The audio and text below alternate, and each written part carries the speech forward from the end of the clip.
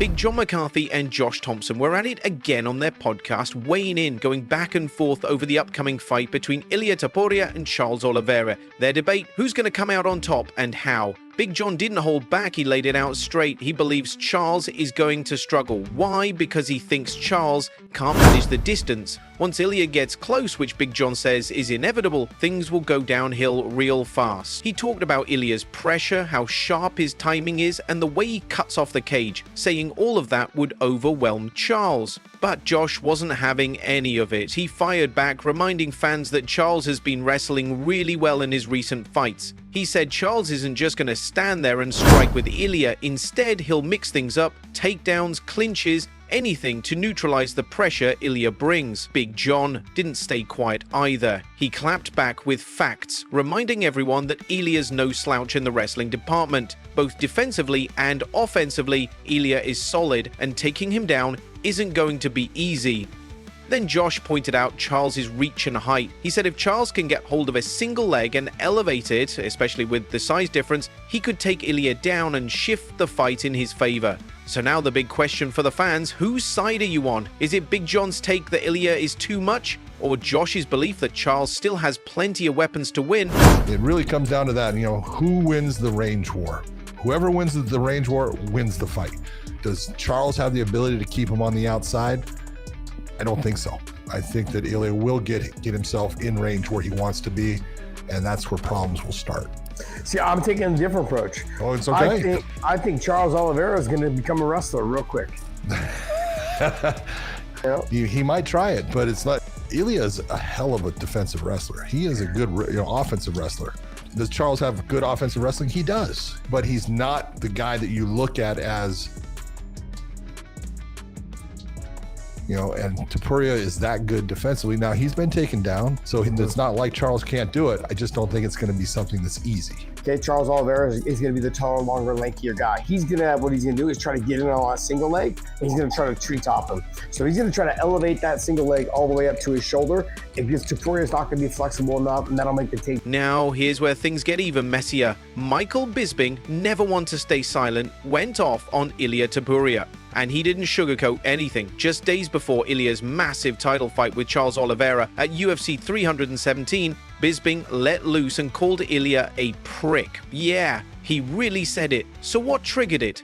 Ilia had just done an interview with Ariel Helwani, and he was his usual self, confident, maybe even cocky. He didn't hold back when talking trash about just about everyone, including former welterweight contender Belal Muhammad. Ilia brought up their beef, saying that if Belal ever came up to 170, he'd slap him. He's been mocking Belal for a while now, calling him out for not finishing fights and saying he'd lose his belt in his first defense. And to be fair, that did end up happening.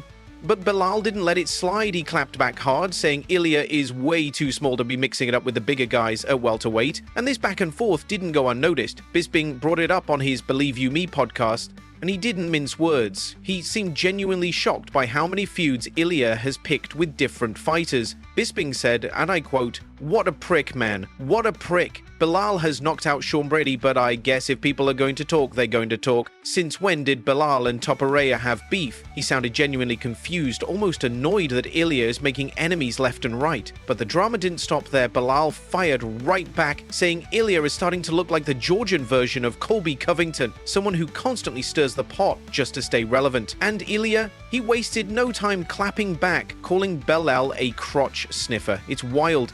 All the trash talk, all the drama, all the energy, it's building up to this big question: can Ilia actually back it up in the octagon against someone like Charles Oliveira?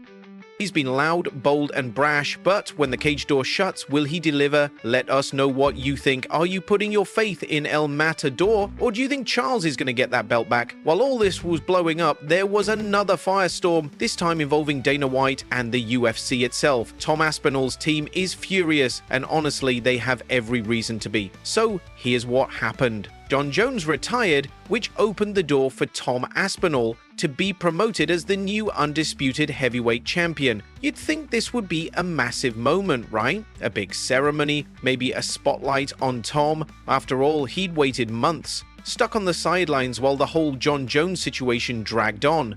But nope, The UFC announced it in the most low-key, underwhelming way possible during a press conference in Baku in the middle of the night. And how did Tom find out? Through a text message, not even a phone call. His father, Andy Aspinall, didn't hold back. Either he came out and said straight up that the UFC's handling of the situation was just plain careless and disrespectful. He revealed that Hunter Campbell, UFC's chief business officer, messaged both him and Tom saying Dana has just announced that Tom is the champ. That's it, that was the message. And his response? Brutal honesty. He said, "I can't think of a worse way you could have done it." He went on to say the moment was completely wasted after everything Tom had been through, waiting, training, sacrificing. It felt like the UFC didn't even care. And he said it wasn't just about the belt, it was about the moment. And that moment, completely lost. He didn't stop there either. He continued, "We just happened to be awake at the time. It's poor management of both Jones and Tom. I like the people at the UFC, but they just don't do things right sometimes. Of course, it's a massively successful business, but I think something like that deserved more thought. After everything we've been through, it wasn't just disappointment. They felt ignored. After months of hard work and frustration, to get a title like that through a late-night text, that just hurt. And that's not all. Justin Gaethje is also making waves.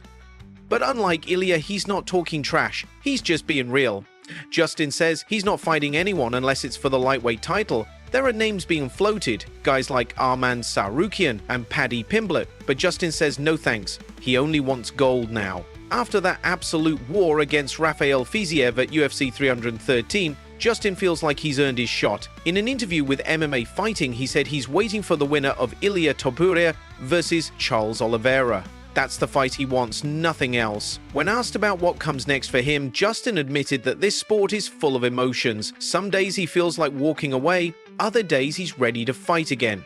But one thing's clear, if he does come back, it's only going to be for the belt. He also had a few words about Ilia's ambitions. Ilia has been talking about jumping to welterweight and maybe even chasing a third belt. Sounds wild, right? But Justin isn't impressed. He said, and I quote, "I'm waiting for the winner of Ilia and Charles. I'll be there. That's who I want to fight." His move up to 170. I can't control any of that, so I don't spend no energy on it. That sounds stupid to me. A lot of fans agree with Justin. They think Ilia should defend his belt first before dreaming about 2 or 3 divisions. Build your legacy in one weight class before chasing more belts. But not everyone's convinced Justin deserves another title shot. Michael Bisping even brought it up, saying Justin's already had 2 title shots and got finished in both. Maybe it's time for someone else to get a turn. Still, one thing's for sure, if Justin fights again, it's going to be fireworks. Whether he gets the title shot or not, the man brings chaos to the cage every time. So here we are. Ilia's making enemies, Tom Aspinall is feeling disrespected, and Justin Gaethje is laser focused on gold. Meanwhile, Dana White and the UFC are under fire for how they're handling their champions and their stars. What a week in the world of MMA. And you? Are you Team Ilia or Team Charles? Should Tom have been crowned differently? And does Justin really deserve another shot at the belt? Whatever your thoughts are, this sport never stops giving us drama. Inside the cage and out. Thanks for tuning in. Make sure to like, subscribe, and stay locked in for your daily dose of MMA news.